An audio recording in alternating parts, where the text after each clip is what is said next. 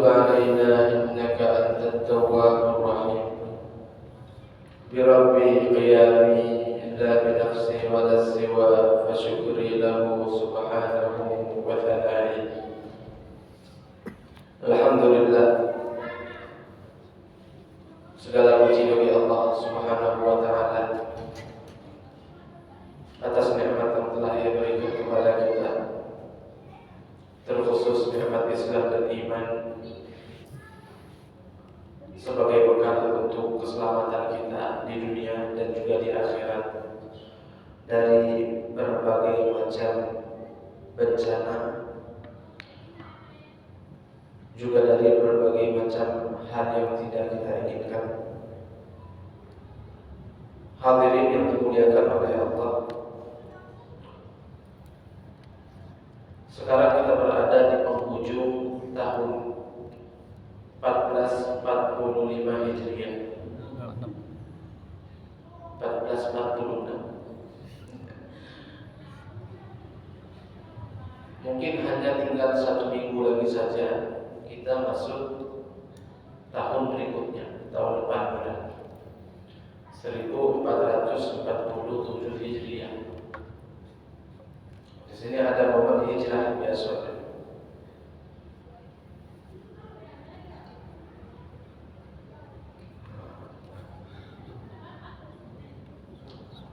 Dzulhijjah penghujung tahun.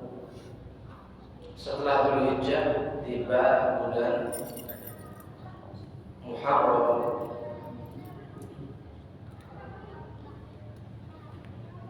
Jangan sampai awal tahun Hijriah itu kalah meriah dengan awal tahun baru. Tapi biasanya kalah telat. Biasanya tahun baru Hijriah itu kalah meriah dengan tahun baru Masehi. Kalau tahun baru Masehi itu yang muda-muda, laki-laki, perempuan semuanya meramaikan serempak satu malam, berkumpul di berbagai macam tempat untuk memeriahkan malam itu. Tahun baru Hijriah itu yang sebenarnya punya kita, tapi kok jadi kalah meriah.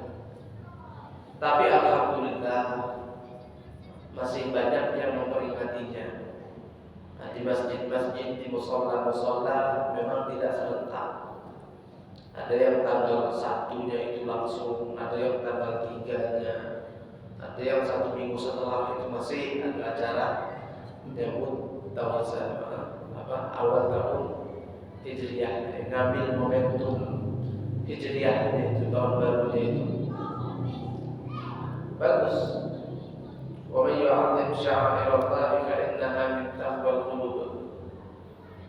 Kalau itu termasuk syiarnya Allah, kalau tahun baru Hijriah itu termasuk syiarnya Allah, ketika kita memuliakannya, kita mengagungkannya, maka di saat itu kita menunjukkan bahwasanya di hati kita terdapat ketakwaan kepada Allah. Memang tahun baru Hijriah itu bukannya dibentuk oleh Nabi, bukan. Di masa Nabi belum ada kita itu kalender Hijriah, tidak ada. Di zaman para khalifah ar-Rasyidin barulah dibentuk, karena sebagian sahabat menganggap sepertinya kita perlu kalender sendiri.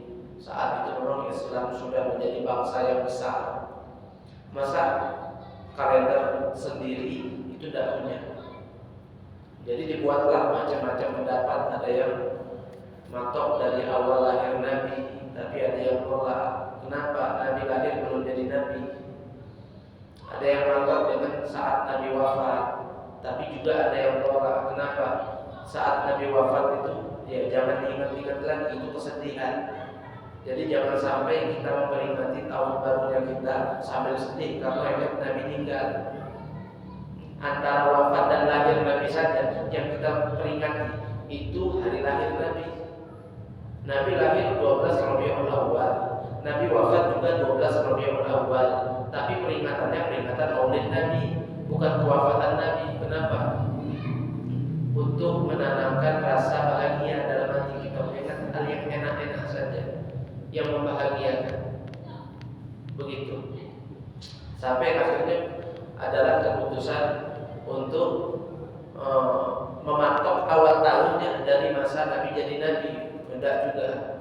Kenapa? Itu masih masa sulit. Saat di Madinah, di Makkah itu masih masa sulit. Jadi jangan sampai diingat-ingat kesulitan itu. Akhirnya patok saat Nabi hijrah, baru sepakat. Kenapa saat Nabi hijrah yang dipatok Nabi saat itu? Karena hijrah yang membuat perubahan besar di dalam dakwahnya Rasulullah Sallallahu Alaihi Wasallam. Sudah bisa berdakwah secara terang-terangan dengan nyaman dan diterima dengan cepat. Perkembangannya pun sangat pesat. Itu titik kemajuan Islam itu. Saat Nabi mulai berhijrah ke Madinah, patoklah dari saat itu tahun satunya. Itu tahun pertamanya. Jadi sekarang sejak Nabi hijrah sampai sekarang itu sudah berjarak 1446 tahun. 1446 tahun. Hampir 1500. Masya Allah, ada sebagian ulama mengatakan bahwasanya kalender Hijriah ini tidak sampai 1500. Imam Suyuti, Al-Imam Suyuti mengeluarkan pokoknya riwayat dari beliau. Beliau pernah bilang kalender Hijriah ini tidak sampai 1500. Apa maksudnya? Kiamat duluan. Kalau memang benar tidak sampai 1500 lah kiamat duluan. Ini udah 46, 470, sisa berapa? 50 sekian. Tapi wallahu a'lam, ya namanya kiamat rahasia Allah. Nabi Muhammad saja tidak pernah mengungkap secara jelas, tidak pernah. Tapi kisi-kisi Nabi beri. Yang paham ini secara detail mereka para ulama. Apalagi Al-Imam Suyuti itu orang besar. Kitab tafsirnya saja hebat. Jadi subhanallah, hadirin yang dimuliakan oleh Allah Subhanahu wa taala. Mudah-mudahan kita bisa ikut andil dalam memeriahkan tahun baru kita nanti. Amin. Allahumma amin. Hadirin yang dimuliakan oleh Allah. Mari kita lanjutkan kembali bahasan adat. Fikih adat yang ditulis di dalam kitab Al-Muqaddimah Al-Hadramiyah ini paling panjang. Bahasan adat itu yang paling panjang di kitab apa? Kitab itu. Al-Muqaddimah Al-Hadramiyah. Paling panjang kitab bahas adat kitab inilah. Dan cukup kemarin kita jelaskan macam-macam adat itu ada 3 kan. Ada adat untuk memberitahu warga sekitar mengenai masuknya waktu sholat, dikumandangkan sekencang-kencangnya, makanya pakai speaker untuk beritahu orang sekitar waktu sholat sudah masuk. Itu harus. Kalau di satu tempat ada orang yang masih bingung mengenai waktu sholat karena tak ada adzan terdengar di tempat tersebut, artinya orang daerah situ sudah terledor untuk melestarikan kegiatan adzan.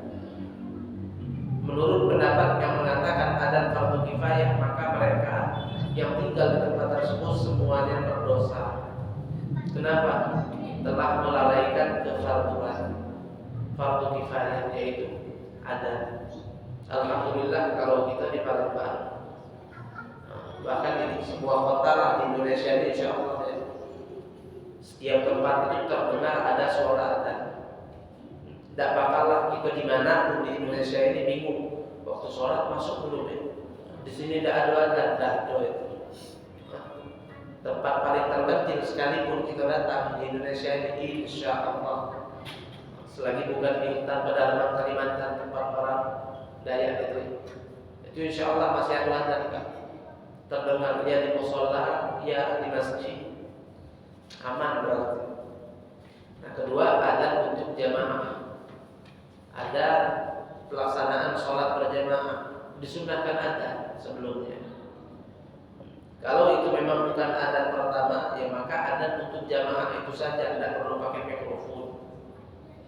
Tidak perlu kasih tahu orang lain yang ada di sekitar adzan itu, jangan sampai bahkan kalau orang lain dengar juga takut, nah ini ngapa adzan lagi, gitu kan? Itu namanya adzan jamaah, adzan untuk pelaksanaan sholat jamaah. Kayak kita di rumah mau sholat sama istri saja cuma adzan sebelumnya. Pelan-pelan baik, cukup kita dan istri yang mau sholat sama kita tadi yang dengar adzan.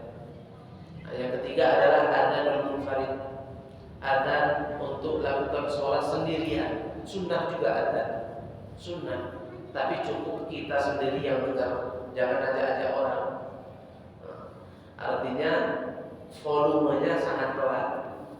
Contoh, Allahu Akbar, Allahu Akbar, Allahu Akbar, Allahu Akbar, asyhadu an la ilaha illallah, asyhadu an la ilaha illallah, sampai akhir cukup. Akan. Jadi masya Allah, subhanallah. Nah, itu 3 bagian atau 3 macam adzan. Nah, adzan ini kalau adzan yang pertama tadi itu pakai mikrofon, speaker luar, jangan speaker dalam, atau luar dan dalam, karena fungsinya memang untuk mengumumkan bahwa waktu sholat sudah masuk. Itu fungsinya adzan. Kalau zaman dulu itu Sayyidina Bilal bin Rabah naik menara. Nah, ada menara di samping masjid, beliau naik ke atas menara, beliau teriak, lafazkan adzan, kumandangkan adzan. Biar apa naik ke menara itu? Satu, biar suaranya jangkauannya lebih jauh, lebih banyak yang dengar, lebih banyak yang dapat informasi. Waktu sholat sudah masuk. Kedua, biar orang-orang itu walaupun tidak mendengar karena saking jauhnya, tapi setidaknya bisa melihat beliau udah naik menara. Karena itu sekencang-kencang lah suara wong, tetap ada batasnya itu. Jadi naik ke atas, yang dengar suara beliau ya sudah, dengan suara itulah tahu bahwasanya adzan sudah masuk waktunya, sholat sudah tiba waktunya. Yang suaranya tidak sampai ke situ, boleh jadi melihat dari jauh-jauhnya, itu menara masjid, Bilal bin Rabah sudah naik. Walaupun suaranya tidak sampai ke sini, tapi kelihatan, berarti udah ada. Itu fungsinya. Dan lagi fungsi berikutnya, kenapa naik ke menara? Karena melihat orang yang sedang mengumandangkan adzan, hukumnya sunnah. Adzan sunnah didengar, sunnah dijawab, bahkan orang yang sedang mengumandangkannya sunnah dilihat. Seperti itu. Itu kalau adzan. Kalau qomat tidak perlu pakai mikrofon. Tidak perlu, bukan tidak perlu pakai mikrofon, tidak perlu pakai speaker luar, tidak perlu. Kenapa? Qomat itu fungsinya berbeda dengan adzan. Kalau adzan untuk memberitahu semua orang sekitar waktu sholat sudah tiba, makanya diumumkan seluas mungkin pengumumannya, sekencang mungkin suaranya. Tapi kalau qomat itu ajakan untuk menunaikan sholat bagi orang yang sudah ada di masjid, bukan untuk yang tergolong yang di rumah. Payo udah qomat nih, bergeraklah ke masjid. Nah, itu fungsi adzan sudah. Jadi salah kalau orang ke masjid nunggu terdengar qomat baru dia nak ke masjid. Akhirnya yang qomat pakai mikrofon dalam baik, adzan pakai mikrofon luar, maksud qomat pakai speaker dalam. Tidak keluar dia sampai keluaran dia lihat, nah kan keluar jamaah, rutuk dia memang. Kenapa tidak ada pakai mikrofon? Kamu di qomat, aku tidak kedengaran. Adzan kedengaran tidak jadi? Ya kalau adzan kedengaran, nah aku tidak datang dari adzan. Begitu kan? Jadi memang fungsi adzan sama qomat itu berbeda. Adzan untuk kasih tahu orang waktu sholat udah tiba di ke masjid. Kalau qomat itu untuk beritahu ke yang ada di dalam masjid, udah datang kalau dengar adzan tadi, ayo kita sholat. Jadi tidak perlu dikeraskan lagi suaranya sampai keluar-luar, tak perlu. Begitu. Tidak sunnah, tidak sunnah ya, walaupun juga tidak salah. Tapi itu tadi lah, kalau qomatnya kencang juga, itu boleh jadi orang yang memang malas nak datang cepat, dia nunggu qomatnya tak kedengeran juga. Cuman kalau qomatnya nggak kedengeran, nah dia wanti-wanti udah. Kalau udah adzan, udah ke masjid lah, ngaku, tidak usah nunggu qomat, tidak dengeran kita qomat. Begitu. Ada lagi wongkapnya dengar adzan tidak nongol. Sudah qomat lah tidak nongol, memang tak biasa ke masjid. Sampai ada satu orang muadzin, masya Allah, orang soleh. Ini beliau ini kerjanya adzan. Subuh, zuhur, sampai isya itu 5 waktu beliau yang adzan. Subhanallah, di suatu hari beliau ini adzan jam 9 pagi. Pakai mikrofon masjid. Kencang.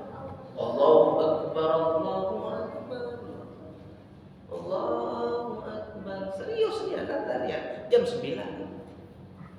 Akhirnya orang-orang sekitar itu ribut, Pak, siapa? Nombak, Pak, ini muadzin kita adzan jam 9. Stres kalau dia nih. Muhammad tuh kalau Pak, dari rumah ke masjid. Nak ngingatkan dia tadi sudah stop. Apa-apa adzan jam 9 pagi, adzan apa? Rame Pak masjid. Nak negor dia tadi, ngomel akhirnya. Banyak yang ngomelin dia.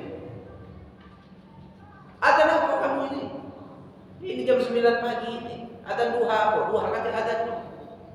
Akhirnya adalah yang kata dia, apa kamu udah waras sama aku? Stres apa dan ini ngojak, kamu ini udah pikun macam-macam lah tuduhan orang. Akhirnya dijawabnya, Pak, aku bingung. Yang pikunnya aku apa kamu? Yang stres aku apa? Aku apa kamu? Yang tidak waras aku apa kamu? Apa maksud kamu? Balik ngato dulu. Yo, aku adzan subuh. Sekuat-kuat tidak soal aku. Kamu tidak nongol kalau ke sini. Giliran adzan jam 9 kamu ganti. Aku adzan subuh, tapi benar waktunya tuh. Memang waktu sholat sudah.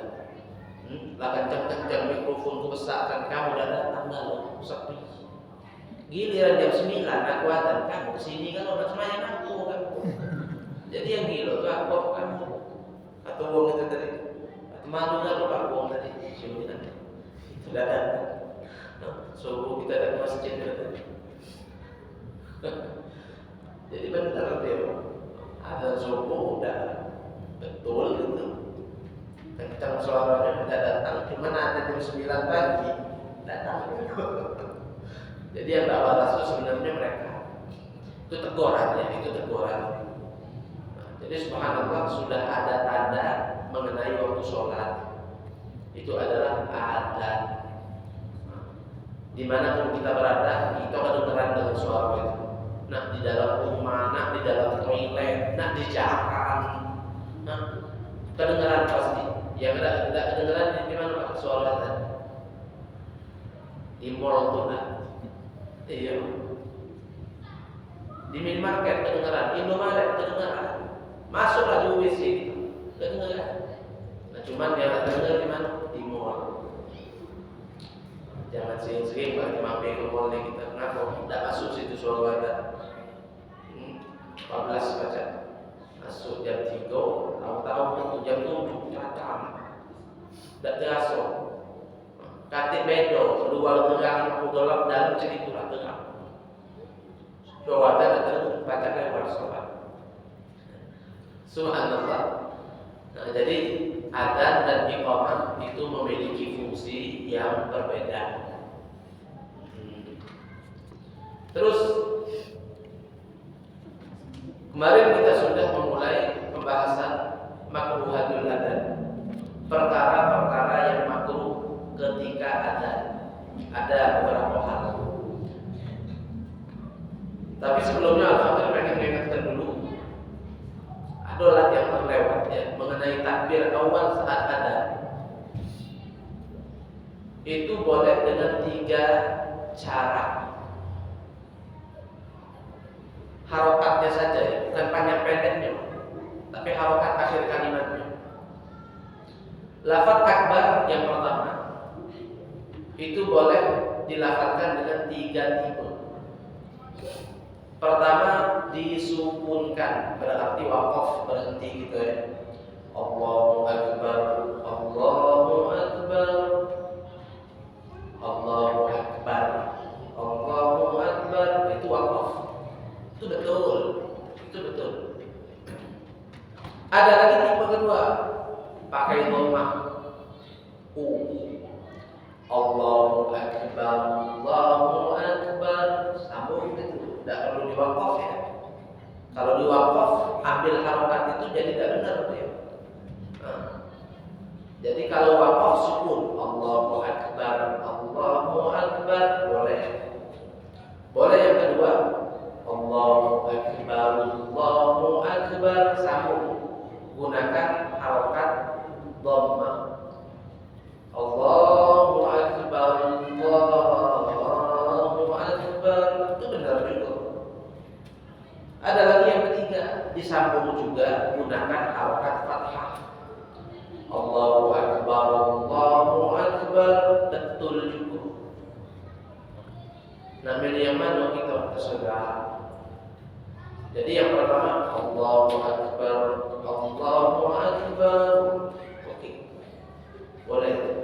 Yang kedua, Allahu akbar, Allahu akbar, betul juga. Atau yang ketiga, Allahu akbar, Allahu akbar, boleh. Dalam nahwunya ya, kalau disukunkan waqaf memang boleh sukun. Nama Muhammadun itu asalnya Muhammadun jadi Muhammad karena stopnya di situ. Allahu jadi Allah, begitu kan? Ibrahim jadi Ibrahim. Kalau rafa itu mubtada khabar, itu orang belajar nahwu paham itu. Kalau nasab itu adalah pindahan harokat hamzah atau alif pada lafaz jalalah kedua. Lafaz Allah itu kan A-nya kan A. Nah itu pindah ke roh, boleh itu. Nakal. Dalam ilmu qiraahnya namanya nakal, perpindahan harokat, pindahnya ke roh di belakangnya itu. Jadi kalau ada yang bertanya dari mana itu fathahnya, itu fathah dari mana? Fathah dari alif yang ada di lafaz jalalah kedua. Pindah ke situ boleh, boleh. Tidak usah kenal macam-macam lagi ada itu ilmunya. Perpindahan harokat kepada kalimat sebelumnya. Tapi tidak semuanya boleh di sini tukar. Ya, intinya ada ilmunya. Jadi 3 itu boleh diterapkan. Yang tidak benar, Allahu akbar, Allahu akbar, Allahu akbar, Allahu akbar, ketika itu yang model itu. Yang biasa adonnya udah insyaallah tidak keluar dari 3 itu. Yang salah ini modelnya takbirnya Allahu akbar, Allahu akbar, awal iman. Kalau takbiratul ihram buang ngerti itu tidak boleh deh. Allahu akbar tidak boleh. Terus sebabnya ingat ya, jangan sampai panjang. Karena kalau bahnya panjang, Allahu akbar, Allahu akbar, saking melok nada tadi. Iya, panjangnya itu kalau tahu dia maknanya apa, disengaja pulau, itu bisa jadi murtad. Kenapa? Bukan Allah Maha Besar artinya, Allah benda besar. Atau dulu kabir dalam kamus. Akbar artinya gendam besar, bahaya. Nah ini biasanya terjadi ketika muadzin itu terlalu mematok nada, sehingga cangkokannya pun akhirnya menimbulkan harokat yang tidak wajar lagi menurut ilmu tajwid, kepanjangan, ngaret. Jadi dalam bahasa fikihnya tartib, apa itu tartib? ngaret. Nah, inilah kemakruhan adzan pertama yang sepertinya lumrah di tempat kita. Tapi tidak semua, tidak. Ada yang adzan panjang-panjangnya 5 menit tidak kelar dia adzan. Ada. Biasa di masjid-masjid besar. Memang muadzinnya dicari yang top. Bahkan kadang-kadang qori memang yang ada bagus sebenarnya, pakai suara yang indah gitu. Tapi masalahnya kalau sudah lepai, ngaret, mat udah ada wajar lagi. Apalagi kalau terlalu ikut ke nada sampai merubah makna. Kayak tadi, panjang tadi, rusak maknanya itu. Bukan sekedar rusak, bahkan tidak layak ya untuk disadarkan ke Allah Akbar. Itu bukan maha besar kalau baknya panjang. Gendang tadi tartib makruh. Masya Allah.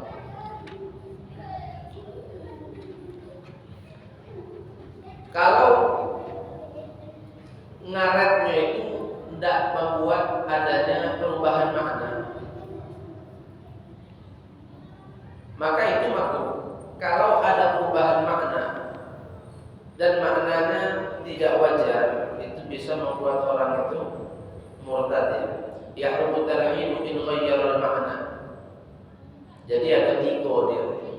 Ketika orang melantunkan adzan terus ngaret terlalu panjang sehingga matnya tidak wajar lagi, itu boleh jadi tidak merusak makna, masih aman lah, cuman panjangnya lebih baik. Ini yang pertama kayak Allahu Akbar, Allahu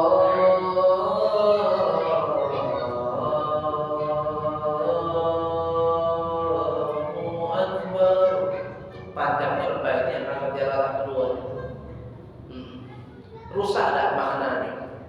Tidak ada rusak maknanya, tetap itulah Allah Maha Besar tetap artinya. Nah inilah ngaret, adzan ngaret yang makruh. Terlalu lebay, terlalu panjang maknanya, tapi masih aman karena tidak merusak makna, hukumnya makruh. Kalau sampai merusak makna, hukumnya haram.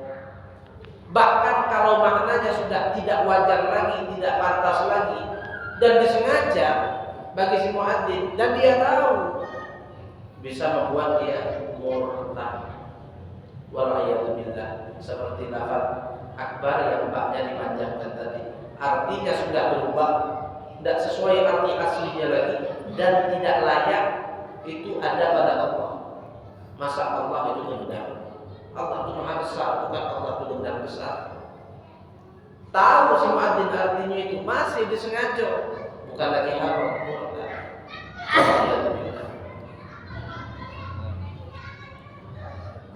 Di Indonesia banyak yang mengatakan ya kalau tidak merusak makna makruh. Kalau merusak makna tapi tidak sampai membuat maknanya itu tidak pantas bagi Allah Ta'ala yang sedang dipuji di dalam adzan, ya haram. Paling parah bisa mengakibatkan kemurtadan wal'iyadzubillah. Wal kalamu fihi. Nah, kemudian yang kedua, kemakruhan adzan adalah berbicara saat adzan. Jadi kalau ada yang bertanya, boleh tak ngomong lagi adzan? Jawabannya boleh, tapi makruh. Itu kan di antara satu kalimat dengan kalimat berikutnya ada jeda. Biasanya digunakan untuk ambil nafas.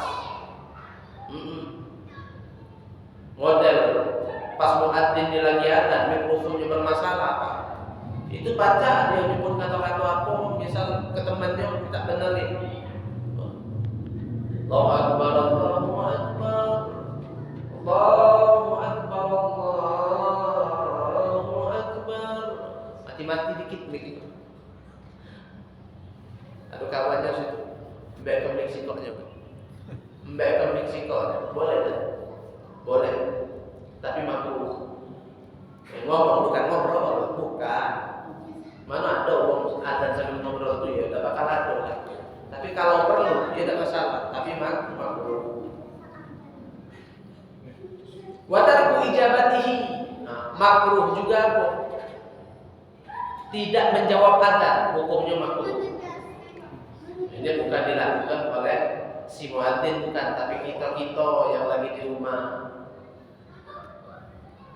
Biasanya Pak kita kan kalau di rumah lagi ada nonton TV, suruh stopkan dulu TV-nya, matiin dulu TV-nya lagi ada. Apalagi kita Pak punya anak lagi kecil, itulah kita tanamkan norma bagus itu, norma baik itu ke anak. Masih kecil, jangan udah besar lebar.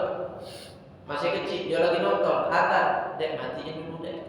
Kenapa Pak? Bentar baik, lagi ada. Masa lagi ada kita nonton. Nurut dia kan. Besok-besoknya pas lagi ada mati kedewek dia. Sesep dikit kalau kita lagi main HP ternyata adzan itu dia omongin kita. Pak, lagi adzan aku main HP. Ada kejadian itu. Oh, berarti kita yang di samping itu memang asuh. Masya Allah. Jadi adzan itu didengarkan dan dijawab. Resep ini panggilan Tuhan, ini panggilan Allah. Kalau lagi sendirian, kalau lagi sama orang, yang ngomong di tengah-tengah adzan itu makruh juga. Tapi jangan sampai meninggalkan niat adzannya. Jangan sampai meninggalkan jawaban adzan. Ada ancaman, ada riwayat menyatakan orang yang berbicara di saat adzan, sedangkan itu pembicaraan tidak terlalu penting, sampai dia itu memang tidak menganggap adzan itu ada, sampai ke situ. Nah, itu sebab orang itu meninggal su'ul khatimah bisa. Iya, orang yang sedang adzan, tapi seakan-akan adzan itu dianggapnya tidak ada, tetap dia lanjut bicara sama sekali tidak peduli dengan adzan itu. Bukan di sela-sela obrolan masih dia selipkan kalimat jawaban adzan itu, tidak sama sekali dia. Itu sebab su'ul khatimah itu bisa. Kata ulama billah. Nah, ada orang memang kalau lagi adzan tetap rasanya itu tidak enak kalau diam-diam tuh. Mungkin tamu jauh, ya lagi ngobrol, jarang ketemu. Nah, dikit-dikit lah masih ngobrol dikit-dikit. Nah, itu tetap diselipkan jawaban adzan. Tapi lebih bagus lagi diam-diam kalau baca. Lagi adzan tidak usah ngomong, diam. Nah, yang keluar dari mulut cuma jawaban untuk adzan itu. Makanya kalau adzannya terlalu ngaret, capek juga Pak nunggunya.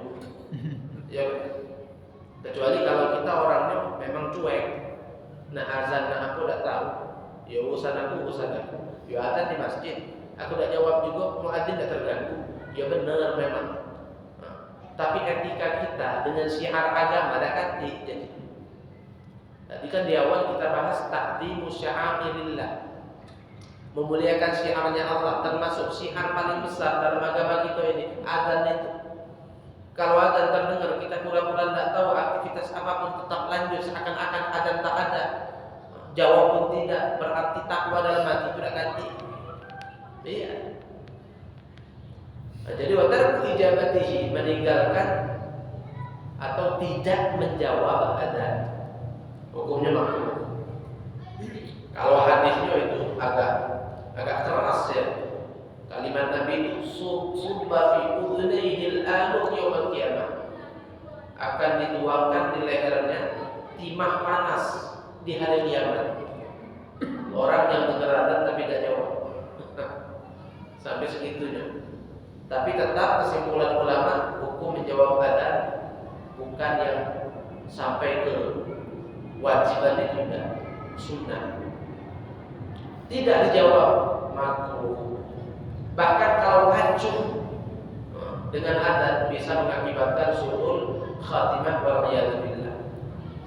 Wa ayyuhaddina qa'idah, termasuk kemakruhan adzan itu kalau melantunkan adzannya sambil duduk.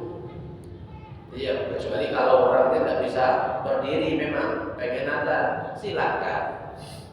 Tapi kalau bisa berdiri, malah dia milih untuk duduk, makruh. Insyaallah tidak ada. Katiklah orang adzan duduk. Saking santuinya itu orang, saking santuinya Pak, sambil duduk ada kopi pula secangkir sudah. Itu hebatnya. Tidak mengagungkan ritual adzan berarti muadzin. adzan baca, tapi penghormatannya kurang ya. Kalau ada hukumnya makruh, tidak sampai haram. Adzannya tetap sah dan perlu dijawab. Aurakiban atau sedang berkendaraan juga makruh. Ya karena adzan ini kan tidak harus di masjid, tidak harus. Ada adzan untuk jamaah, ada adzan untuk kita sendiri. Nak sholat di masjid di mobil misalnya gitu, lagi di mana? Lagi di atas bus, adzan sudah tiba maghrib misalnya mepet ini. Bentar lagi mau isya, maghrib sudah tiba tentunya.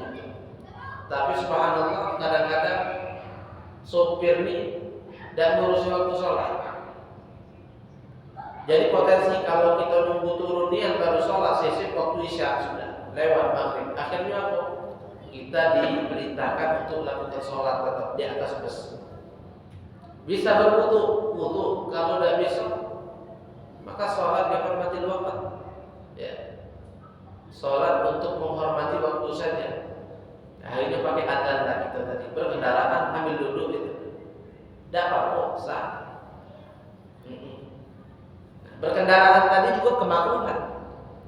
Sambil mengendarai kendaraan itu. Illal musafir, kecuali orang yang sedang bepergian keluar kota, adzan di atas kendaraan dia lakukan tetap tidak apa-apa, tidak makruh. Pengecualian. Tapi kalau kita juga lempar, nah adzan cuma tahu kayak usaha lagi nunggu. Kendaraan di atas mobil tidak perlu ngapain. Ya, hukumnya makruh. Kalau juga kita nak membek sunnah. Model kita berjalan sama kawan 4, 5, yuk sholat yuk. Ayo kita lagi nyampe, aku adzan dulu.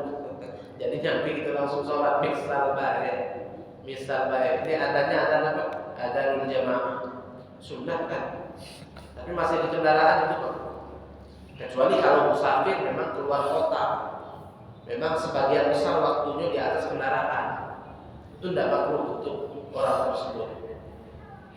Wa fasiqan, makruh juga adzan ini dibawakan oleh orang fasik. Makruh. Orang fasik, siapa itu orang fasik itu? Orang fasik itu man asarra ala saghira awil takaba kabira. Lawanan orang baik, orang fasik. Kalau orang baik dalam syariat dinyatakan dalam yartaki kabiratan wa lam yusirra ala saghiratin.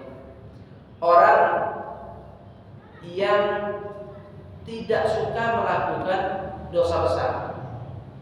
Dan dosa besar itu dari sentuhnya dia riba dijauhinya. Ninggalkan sholat, sholat tepat waktu, rapi.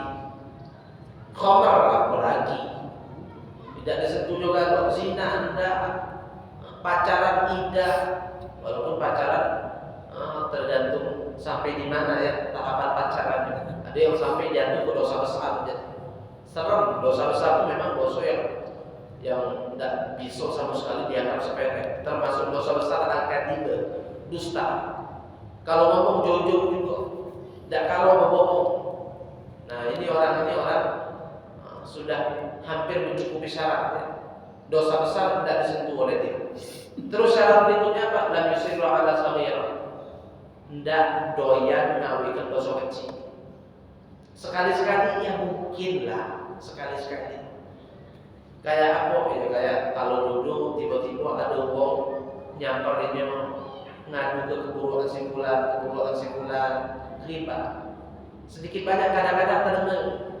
Tidak masalah kalau sedikit-sedikit. Riba itu dosa kecil, bukan dosa besar. Dosa besar kalau yang diribah itu orang hafal Quran atau ulama. Diribahi dosa besar ya. Tapi tidak bisa juga dianggap sepele. Karena apa?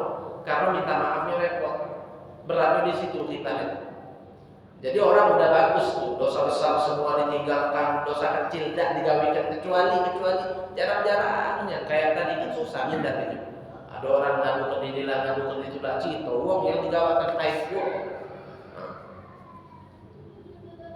Sampai ya sedikit banyak adalah kadang-kadang duduk di tempat yang ada ribahnya di situ. Waliyadzubillah. Tapi jarang ya itu masih dikategorikan sebagai orang baik. Kalau tidak begitu doyan melakukan dosa kecil. Dosa kecil yang digawekan jadi memang tapi sering. Nah, mau udah jadi jago. Ini orang fasik ini.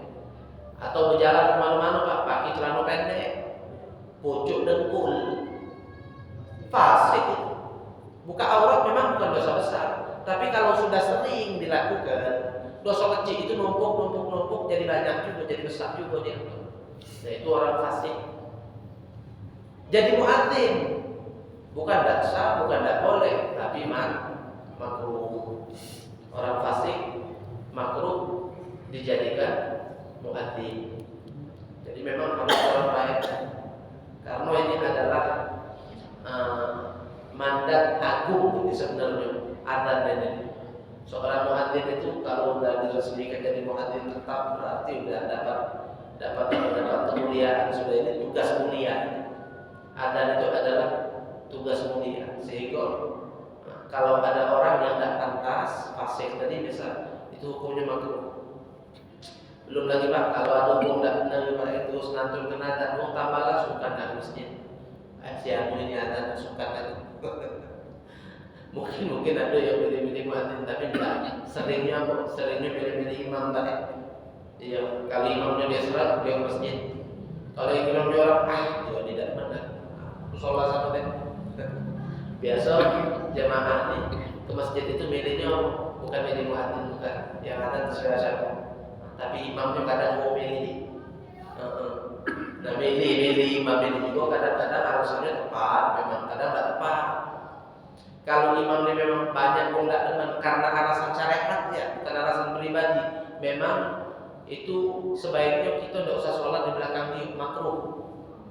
Kayak orang fasik tadi Pak, biasa mana mati celana pendek biasa. Seringnya mati celana pendek. Olahraga jogging pagi-pagi misal di atas dengkul Pak celananya. Tiap pagi itu orang fasik itu.